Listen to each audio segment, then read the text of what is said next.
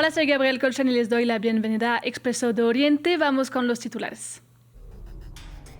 En Cisjordania ocupada, el asedio del pueblo de Qusra por colonos y soldados israelíes ha dejado a varias familias palestinas aterrorizadas. La ONU denuncia que la violencia de los colonos ha superado un punto de ruptura. Es un ejemplo más de cómo avanza la colonización ilegal en Cisjordania. Conectaremos con nuestra corresponsal Yanira Gómez Muñoz, que está en el terreno.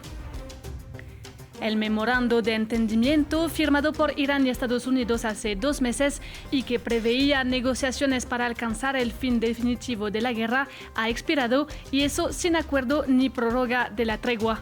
Analizamos qué se puede esperar ahora. Y se acercan las elecciones legislativas de octubre en Israel, con sondeos que indican que Netanyahu estaría en dificultad para formar una coalición. Miramos quién es Gadi Eisenkot, ex jefe del ejército que busca desbancar a Netanyahu y es el actual favorito de las elecciones. Empezamos en Cisjordania ocupada porque el 9 de agosto decenas de colonos bloquearon el acceso a la casa de 3 familias en el pueblo de Qusra al sur de Nablus. Después de haber cortado el suministro de agua y electricidad, dejaron a las familias con niños pequeños atrapadas en sus hogares. Soldados israelíes llegaron al lugar de los hechos, pero no expulsaron a los colonos. Estos incidentes remontan a noviembre de 2025, cuando se instaló un puesto de avanzada cerca a la localidad, desde donde los colonos multiplicaron el acoso a la comunidad palestina con ataques repetidos contra casas o incendios. Según la ONU, desde el inicio del año, alrededor de 3.800 palestinos fueron desplazados debido a la violencia de los colonos, lo que representa una aceleración muy preocupante de la colonización ilegal en Cisjordania ocupada. Conectamos con nuestra corresponsal, Yanira Gómez Muñoz, quien está en la cercanía de la localidad. Yanira, ¿qué has podido observar ahí?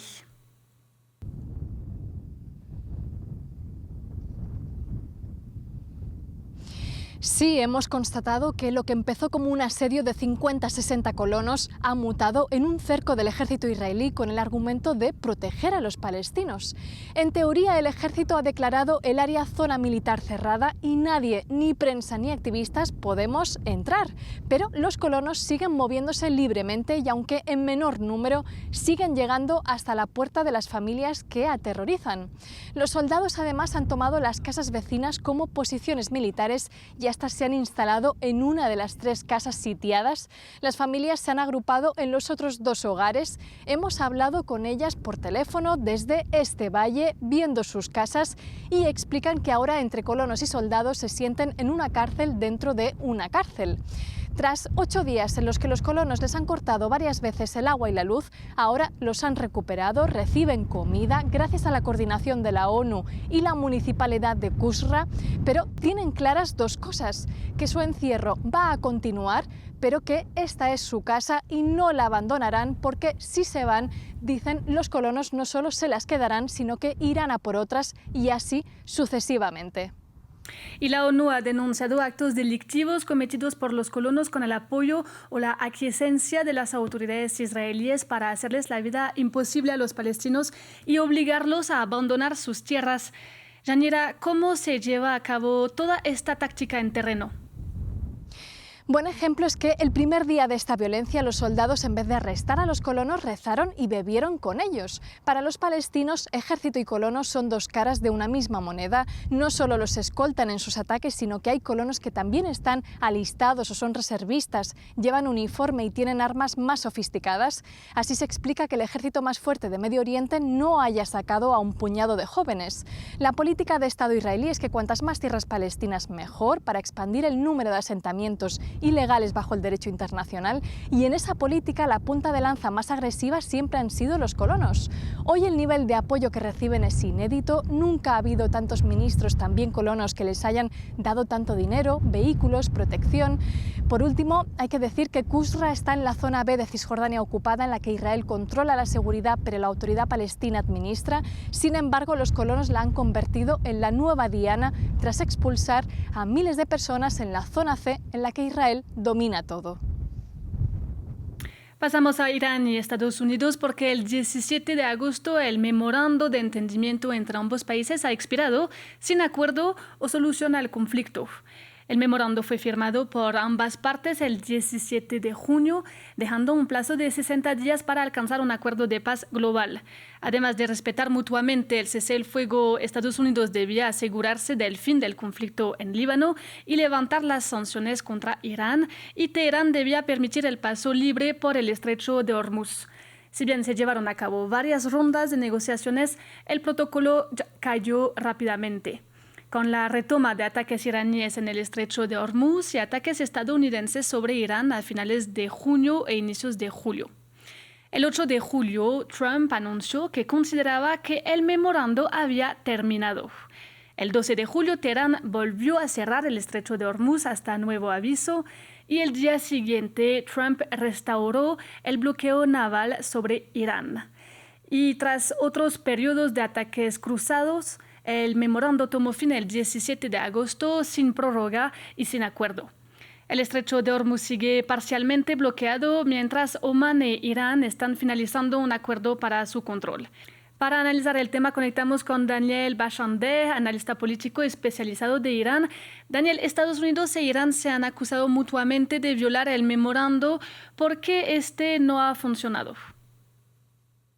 No ha funcionado porque la posición de Estados Unidos y la posición de Irán continuaban muy, muy alejadas. Tanto Estados Unidos como Irán se dieron un plazo durante estas últimas semanas para reorganizarse, ¿no? Y reorganizarse internamente, sobre todo Irán, que como ve que Estados Unidos todavía sigue sin garantizar los intereses de seguridad de la República Islámica, lo que ha buscado es la reorganización interna, claramente con el foco puesto en una reorganización militar, ya que tanto la nueva cúpula, los nuevos dirigentes de Irán que ahora mismo están liderados por las guardias revolucionarias, lo que buscan es prepararse para un posible nuevo enfrentamiento, ¿no?, con Estados Unidos.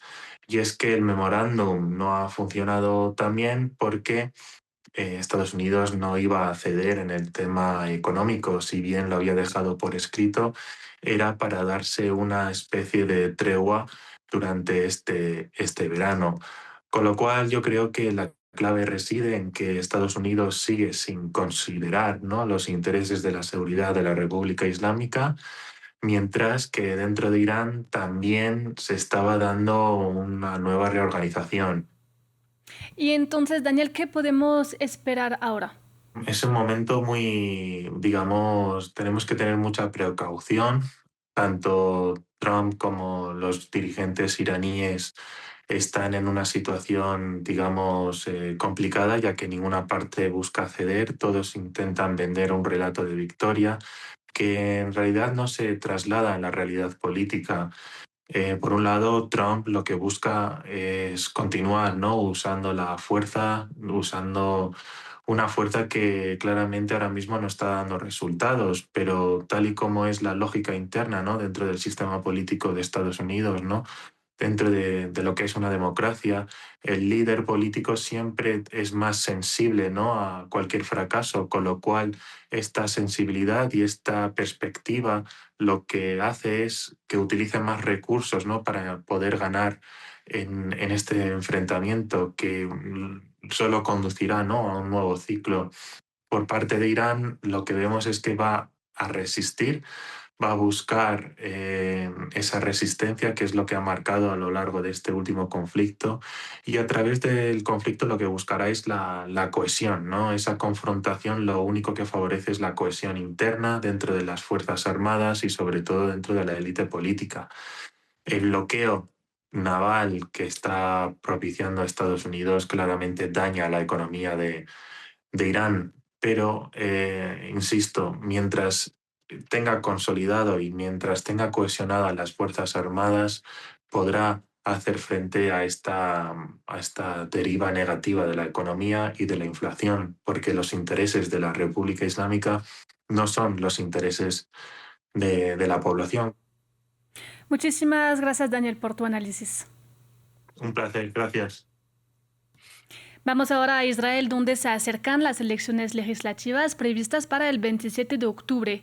El 17 de agosto se celebraron las elecciones primarias del partido Likud del primer ministro Benjamin Netanyahu, quien se felicitó por los resultados obtenidos.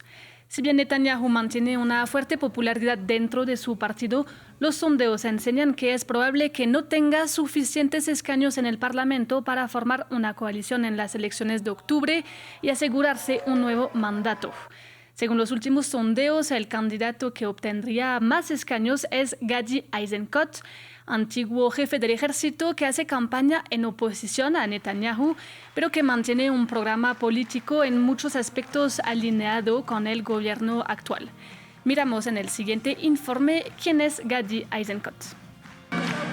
Gadi Eisenkot es un nombre que suena cada vez con más fuerza en Israel. El ex jefe de Tzahal, el ejército israelí de 66 años, creó su partido político, Yashar, en 2025. Su escasa experiencia política también le ofrece la figura de un liderazgo renovado. Apuesta por una imagen de integridad militar, libre de escándalos políticos, prometiendo un cambio en Israel. Tenemos la obligación de llevar a cabo un cambio profundo y urgente. Israel necesita un liderazgo sionista, íntegro y digno, un hogar político para los ciudadanos que sueñan con otro Israel y desean legar a sus hijos y nietos un país fuerte y seguro.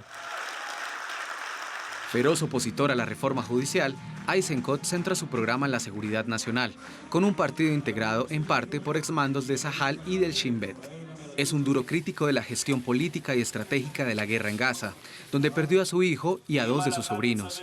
Entre sus principales propuestas, exige la creación de una comisión de investigación estatal sobre las fallas del 7 de octubre, así como un servicio militar obligatorio universal, que incluya tanto a la población ultraortodoxa como a los ciudadanos árabes israelíes. Israel merece abrir un nuevo capítulo, lo escribiremos juntos. Por el futuro de Israel debemos asegurarnos de que el próximo octubre el gobierno del 7 de octubre culmine su papel en la historia y que entonces abramos un nuevo capítulo en la historia de Israel, un capítulo mucho mejor, porque Israel debe vencer y vencerá. Si bien Eisenkot se opuso a una política de castigo colectivo en Cisjordania ocupada cuando estuvo al frente del ejército de 2015 a 2019, sus propuestas no difieren mucho de las polémicas políticas del gobierno actual. Rechaza la solución de los 2 estados, respalda la colonización de la Cisjordania ocupada, ilegal según el derecho internacional, y es reconocido como uno de los teóricos de la doctrina Dahiyya, que propone el uso desproporcionado de la fuerza militar en territorio donde operen grupos hostiles a Israel, lo que incluye ataques deliberados contra civiles e infraestructuras civiles en zonas urbanas. Llegamos hacia el final de esta edición de Expreso de Oriente. Muchas gracias por acompañarnos y sigan con nosotros.